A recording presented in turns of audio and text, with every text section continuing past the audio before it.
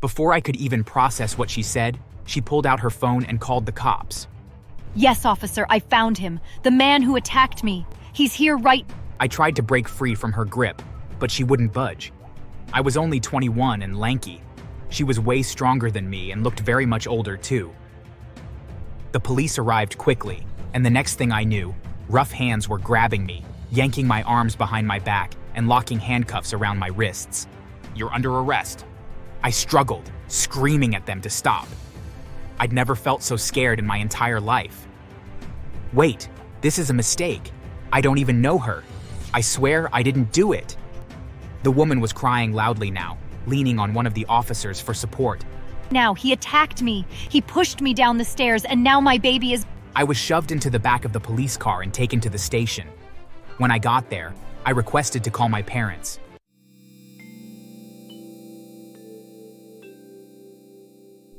I don't know if evil is something you're born with or something that grows inside you over time. All I know is that Jacob had it in him from the very beginning. My name is James, and Jacob is my twin brother. We were identical in almost every way. Same dark hair, same blue eyes, same dimple in our left cheek. But the resemblance ended there. Where I was quiet, Jacob was loud. Where I was content, Jacob was restless. And where I sought peace, Jacob craved chaos. Our parents did their best to love us equally.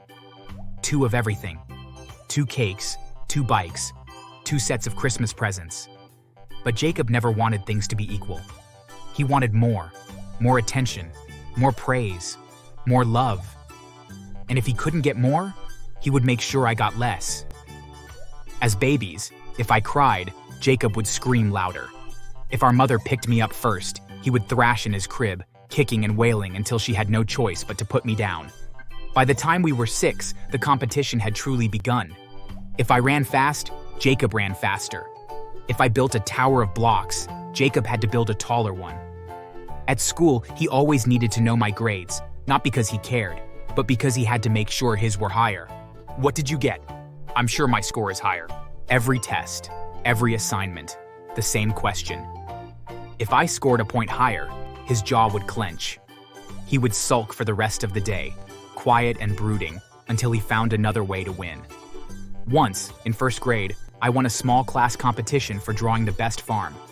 The teacher gave me a gold star. That afternoon, when we got home, Jacob locked himself in our room and shredded every single drawing I had ever made. What happened here? I don't know. Maybe James did it. He looked so innocent, blinking up at her, that she almost believed him. That was another thing about Jacob. He was a liar, and he was good at it. If we fought, I was always the one who got in trouble. Jacob would clutch his arm like I had broken it, sniffle, and wait for me to take the blame. At first I thought he would grow out of it, that maybe one day he would stop seeing me as his competition and just be my brother. I was wrong. The older we got, the worse he became. By the time we hit our teenage years, Jacob wasn't just my twin, he was my tormentor. What started as childish rivalry turned into something darker and cruel. It wasn't enough for him to be better than me anymore. He wanted to ruin me.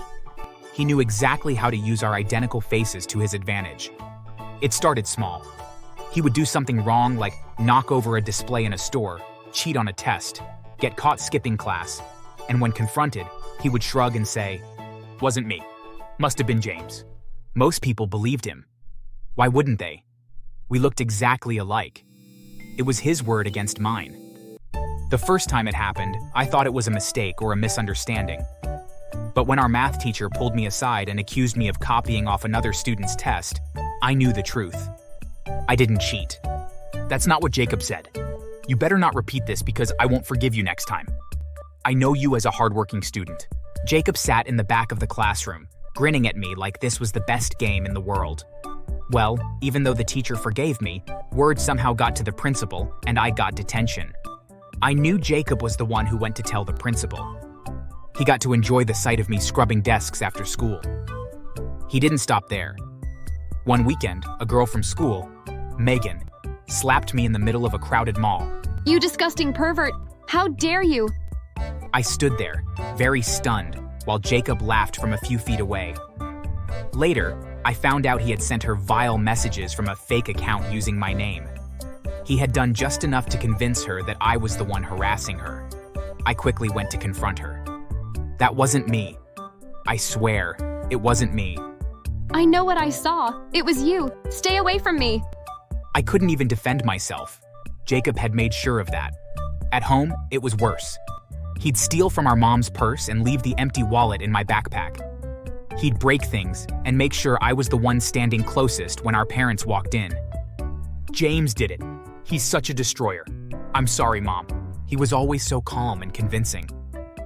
Dad grounded me for a full month once because Jacob set fire to a pile of leaves in the backyard and told him I was the one playing with matches.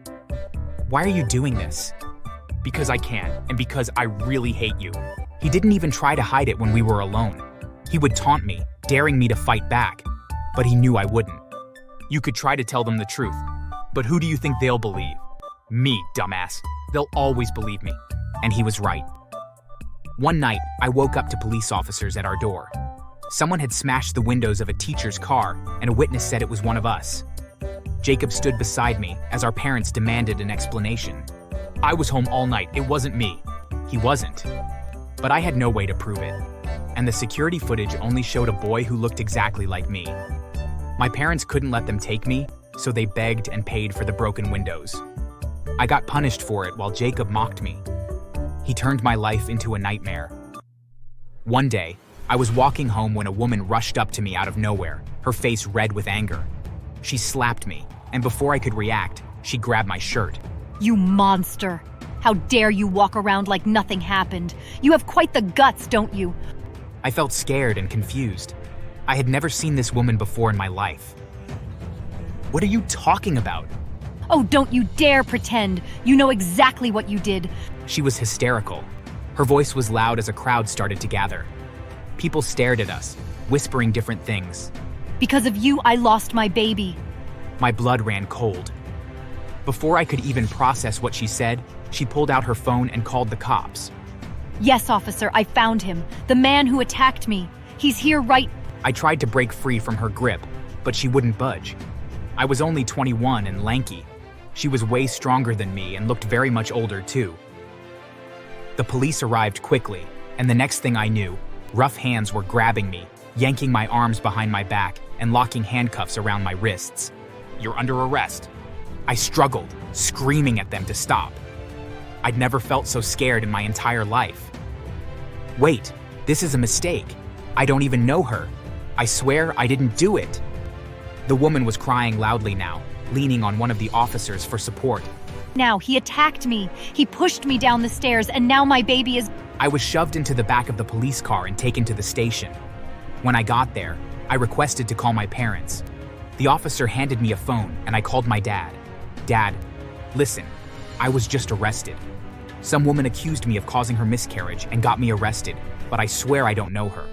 My parents sounded so tired when they told me they were on their way. I told them to bring Jacob along and not tell him where they were going. Luckily, they agreed. After the call ended, I requested to see the woman. At first, she refused, saying she wouldn't see me until court day. But I kept begging, and she eventually agreed. I'm sincerely sorry for what happened, but I have to let you know that I have a twin brother who looks exactly like me, and he's the one who did this to you, not me. Gone. Oh, please. How dare you think you could fool me like that? I know it's you. I saw you. I knew there was only one way to free myself. No one knew, but Jacob had a tattoo at the back of his left ear. He got the tattoo secretly after high school graduation. I knew because he showed it to me, boasting about being bolder and cooler than I'll ever be. I asked the woman if the person who attacked her had a tattoo. Yes, you have a tattoo at the back of your ear. Why are you asking me this? Because I don't have a tattoo. My twin brother Jacob is the one who attacked you. I swear, I've never met you. The woman was still skeptical, even after I left her to check the back of my ears. I told her how Jacob had been tormenting me since we were kids. As we were speaking, an officer came in to inform me about my parents' arrival. I begged them to send them into the room I was in with the woman. When they walked in with Jacob, the woman gasped. She was shocked at the resemblance. I saw how Jacob tensed up, and I felt raw hatred for him. The woman stood up and went to check the back of Jacob's ear. The tattoo was there. Oh my God, I'm so sorry, James. Officer, this is who attacked me. He's wearing the same perfume and he has a tattoo. Of course, Jacob tried to escape, but the officers caught him. My parents looked so confused. I explained everything to them, including how Jacob has been making my life a living hell, and they were shocked out of their minds. I was released, and Jacob was arrested. The woman kept apologizing to me about the accident, but I forgave her. Of course, she didn't know I was a twin. My parents also apologized for punishing me wrongly all these years. I forgave them too because it wasn't their fault. Jacob was too cunning. Well, my parents had the option of pleading with the woman to drop the case, but they didn't.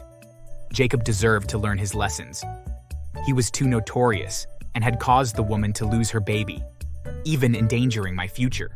I don't care if he goes to jail. He's done too much and he should be punished for it. I'm not a stupid mother who's going to let her emotions ruin her child's life. I feel bad, but he must face the consequences of his actions. So, the woman went ahead to press charges against him. He was found guilty and given 10 years imprisonment for harassing the woman and causing her miscarriage, which was quite similar to a murder offense. My parents refused to visit him in jail. After 2 years, from what I heard, James was miserable. He'd turned a new leaf, regretted his actions, and was trying to reach out to us. Well, 6 years later, after securing a great job, getting married to the love of my life whom I had a child with already, I visited my twin brother. He cried so much when he saw how much I'd grown. I showed him pictures of our parents, my wife and child. He cried even more, realizing he could have had that if he behaved well. He begged for my forgiveness, but I refused to give it. I told him he had to prove he had changed once he got out, before earning our forgiveness. I left and never visited him again. I later heard that my twin brother tried to frame someone for a petty crime, but the guy got revenge and beat him to a pulp. The wardens didn't care. Instead, as additional punishment, they put him in a cell with one of the worst criminals. Out of fear, he barely sleeps, always thinking his cellmate will attack him at any moment. Because of all this, he has changed. Thanks for watching.